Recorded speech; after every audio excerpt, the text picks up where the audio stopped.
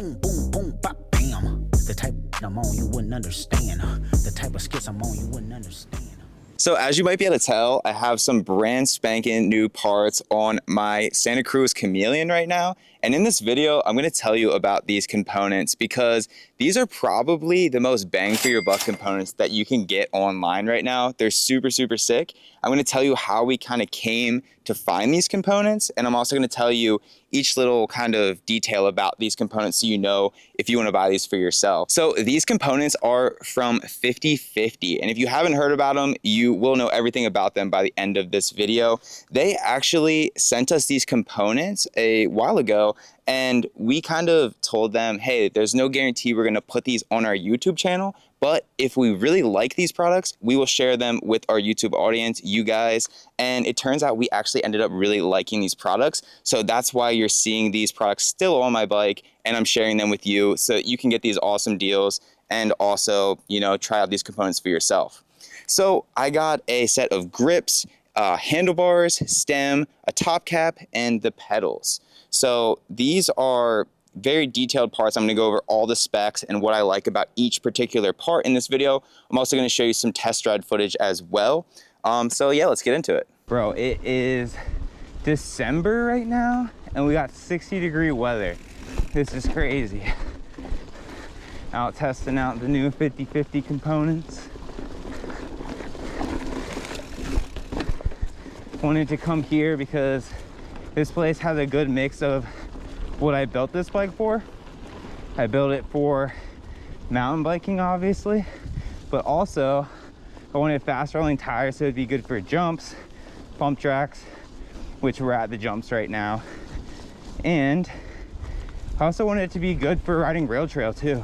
So kind of explains why I picked these parts. It's sort of a do-it-all quiver killer bike. 2022 Santa Cruz Chameleon. All right, let's hit the jumps.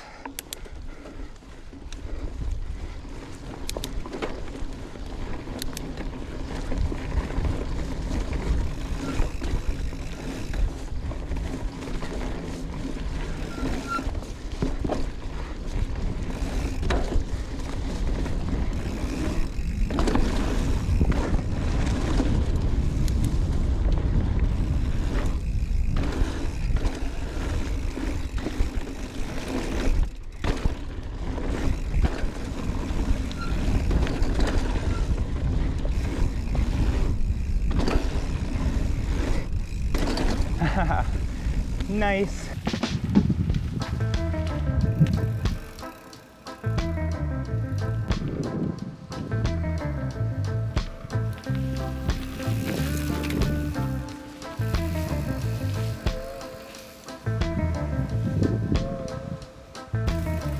Yo, yo. Feeling pretty good on the bike right now. This bike is definitely in its best form so far with all these new components, especially the stem and the handlebars. Absolutely gorgeous.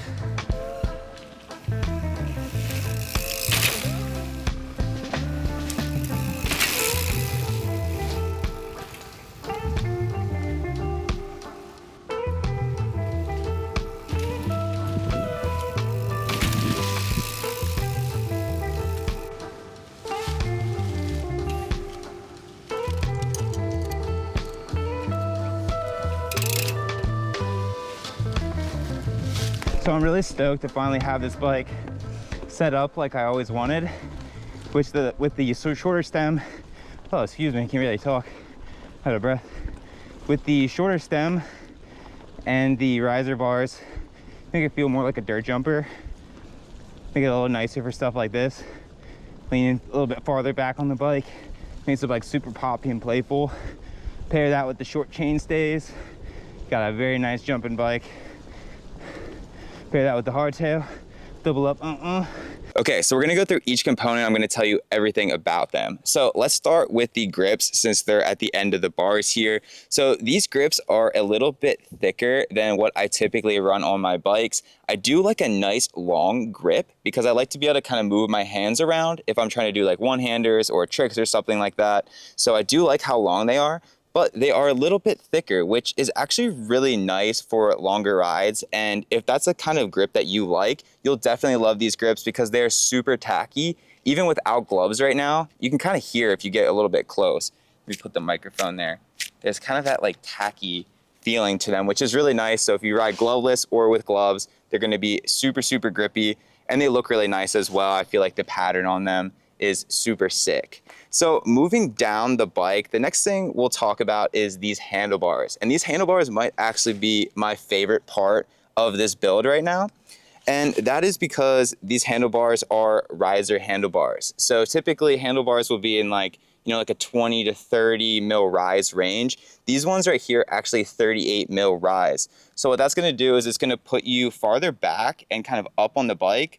I really like it because it helps me to bring the front end of the bike up a little bit easier, which is really nice for manuals, nice for jumping and bunny hops, and just kind of makes the bike a little bit more maneuverable, which I really like. If anybody knows me and knows this channel, they know I'm a huge BergTech fan, and that's one of the brands that I've always repped throughout basically my whole time riding. These bars right here are the same spec as the BergTech Josh Bryceland's Ride High bars. So they have the same back sweep, the same rise. They're made out of aluminum, so they're the same material. So I really like that because these are the same spec bars that I have on my 5010 that I ride all the time. So it's really nice to have a matching set for this bike. So when I kind of hop from one bike to another, I'm super familiar with how the cockpit feels.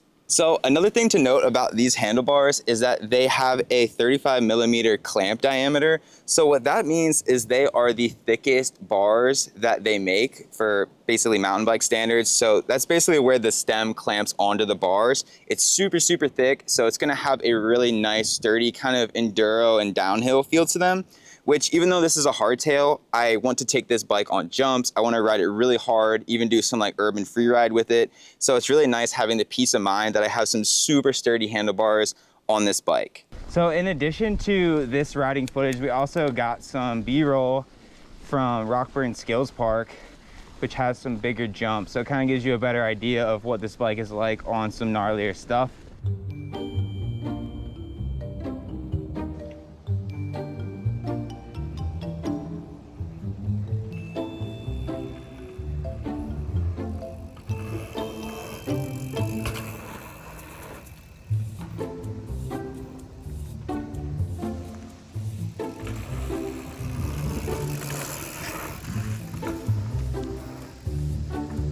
So we just got to Rockburn Skills Park and I feel super, super rusty. I'm casing like all the jumps on the blue line and I think I'm just not used to this bike yet. I keep changing it so much that it just feels really crazy. It almost feels like a dirt jumper, which was kind of the goal of this bike anyway, with the super high rise bars, the shorter stem, so it has like super twitchy handling, and then just the geometry of itself with the 27.5 wheels and everything. And it's set up super stiff too, because obviously it's a hardtail. And then on the fork I have 160 travel, but I have the compression cranked all the way up, so this thing just feels super stiff and I'm feeling every case that I make. But we just got here, so I'm hoping that I feel a little bit more comfortable as I get warmed up and I start saucing on some of these jumps and kind of progress a little bit. So let's see what happens. I decided I'd feel a little bit more comfortable if I adjusted my controls a little bit. They're like super far out compared to how I'm used to riding. This is probably how most people have their cockpit set up, but I typically like to run the brake levers and everything inward a little bit so that I have the ability to grip super inward on the grips. It's just a little bit more comfortable for me. And right out here, I'm kind of grabbing on the inside of the brake lever and it's just making me not feel super confident with the brakes. All right, so I moved everything in a little bit. It might not seem like a huge adjustment over the screen, but it definitely feels a lot better. This feels like a lot more what I'm used to. And it just makes the bars feel a little bit, I don't know, just like easier to hold on to. There's not so much going on around my hand, and the brakes are right where I'm familiar with them being, which is very confidence inspiring.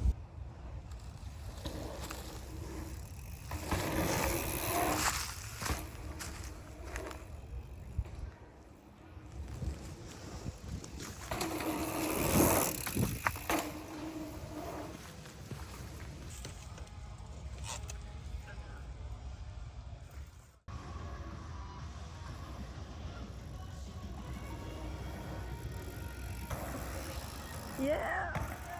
So you did it. Hey. So the handlebars lead me naturally into my next component that I want to talk about, which is this really cool stem here from 50/50. So since I have a 35 millimeter clamp bar, I had to get a 35 millimeter clamp stem. So you're going to want to keep that in mind if you're upgrading the stem and the handlebars. So that's very important. You have 35, which is the kind of beefier one, and you have 31.8, which is the smaller one, which I like both. They both kind of have their place. But for most of my builds and pretty much every bike that I have, I like the 35 personally, just a little beefier. So this stem right here is also a 35 millimeter length. So not just the clamp diameter, but the length that it comes out from the steer tube is 35 millimeters. And what that essentially means is that this is a very short stem. I've actually not really seen many stems smaller than 35, at least on the market. Again, not to mention BergTech, but they sell a 35 millimeter stem, the same length. That's their smallest stem for their Mark 5 stem, I believe it is, Mark 3 or Mark 5 stem. But this one right here delivers all the same specs, looks really good, has really good branding, and is a fraction of the price. And I think the stem is super badass. It totally fits with the handlebars and gives a very kind of unique cockpit setup. And when I say unique, I mean this stem is really short and the bars are really high, so it makes the bike super, super playful. So the longer your stem, kind of the more stable your whole setup's gonna be usually. These bars are super wide though, so they do actually provide a bit of stability mixed in with the twitchiness. So basically, you know, if you have a shorter stem, it's gonna be more twitchy. And if you have shorter handlebars, it's gonna be more twitchy. So if you have a little bit longer handlebars, in theory, it kind of stables out some of that, but still makes the bike specific to how I like to ride. So it's a little bit confusing with the cockpit stuff because every little change you make really affects everything else that you have going on. So there's some sort of equation that you have to keep in mind when you're working with the cockpit. But it's definitely a part on the bike that I like to really set up to my particular taste. And I feel like if you spend the time to get it set up to your liking, it's really worth it and makes the bike have the proper character for what you're looking to get out of the bike. Another little detail too about the stem that I really like is you can see the steer tube. It's got like a little cutout. Oh, I got it all dirty. But yeah, you can see the steer tube in there. So kind of cool if you have a carbon steer or something, kind of show it off a little bit. But yeah, pretty cool stuff, man. Saving weight. You know, I try to save weight when I can. So hopefully we'll hit some single track now for you single track lovers out there and get some feedback on that aspect of these parts.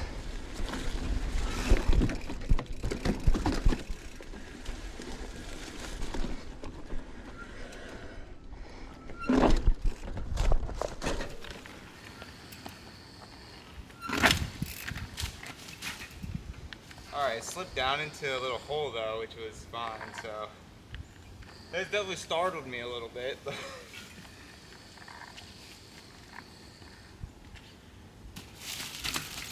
It's like your stomach drops when you drop, you're like, oh, but then I got caught right away, so I was straight.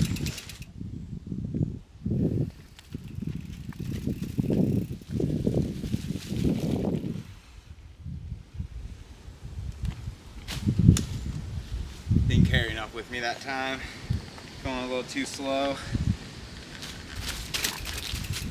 Victory.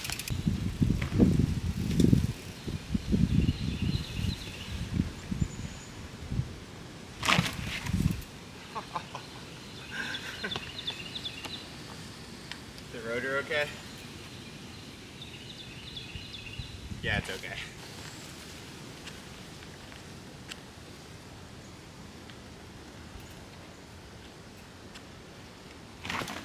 Frig, I should have just kept pedaling. If this front tire goes perfectly where it needs to go, not too far over, this rear tire just wants to just drop right off of here down into that hole. And then if I pedal, I can maybe move a little bit, but then I got another big like hump right here where it's almost like 8 inches of like hucking the bike upward, which is doable, but I don't know, man. I might have to call it on this one. Come back when it's dry. Oh, I hate doing that, man, especially on such a seemingly easy skinny. It's a doozy. Or is there a creative way out of this?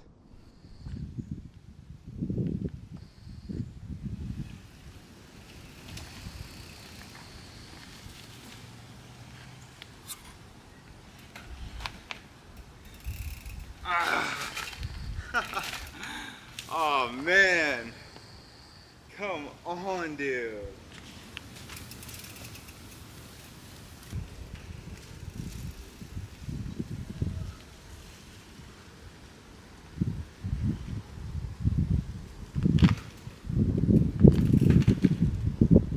That was scary.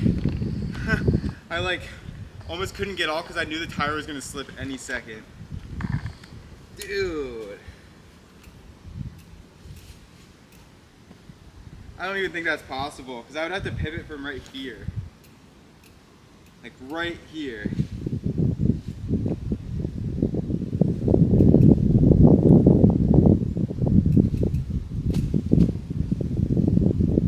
I don't even know, man.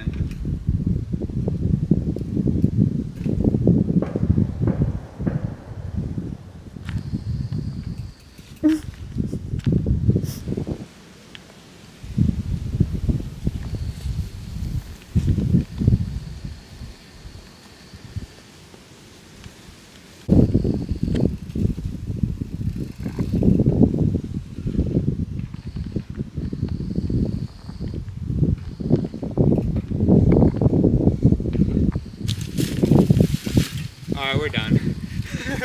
we're definitely done. What was that, like 7 tries? So the next little thing that I want to mention about this setup is they also sent me a 50/50 top cap here. Now this is just kind of a cute little top piece that kind of just sets off the finished build of the bike because, not to get ahead of myself, but I also got the purple pedals down here too. So this was my way of sort of tying together the look. Just a little top cap, you know, it's not gonna really add any horsepower or anything like that, but it does look really nifty and it's got that anodized look, which is super sweet. So definitely like the top cap. But that brings me to my final part of this bike that I really freaking love, and I saved it for last because these pedals are just an absolute screaming deal. And look at these bad boys, they're so good looking. They have a huge platform on them. So for somebody like me that has size 12 feet, you want a really big, solid platform. There's plenty of pins in this pedal. It literally has so much support on your foot. It doesn't hold your foot so much in place that you aren't able to kind of pivot your foot around. And that might sound weird. You might think you might want to be completely locked in, but when you're going fast down a downhill section and maybe your foot kind of comes off a little bit, because it's inevitably going to happen with flat pedals, you're going to want to be able to put that foot back on there and adjust it so that you can get the right foot placement and continue down the hill without having to pull off and stop. So there's kind of a sweet spot with pedal pin length, and I feel like these pedals capture that perfectly. So something else I really like about these pedals is that you can get these for the price of composite pedals, but they're actually metal pedals, and that's pretty rare to get actual good looking metal pedals for this price point. So if you're looking for something that's super stellar, that's gonna just kind of make your bike look more expensive than it is and ride really well, I don't know why you wouldn't go for a brand like this rather than paying twice as much for some of the competitors' pedals. So I was really impressed with 50/50 components, and if you're looking for very affordable but top of the line, really good spec'd components, I would definitely check out 50/50. They have a ton of more products as well. And even if you're not so much a mountain biker or do the same kind of riding that I do, I definitely invite you to check out their products because they have stuff for a whole wide range of different niches in the mountain biking and biking world. So if you want to see the long-term review of all of these components, do subscribe to the channel, give this video a like, and go check out 50/50. I guarantee you will not regret it.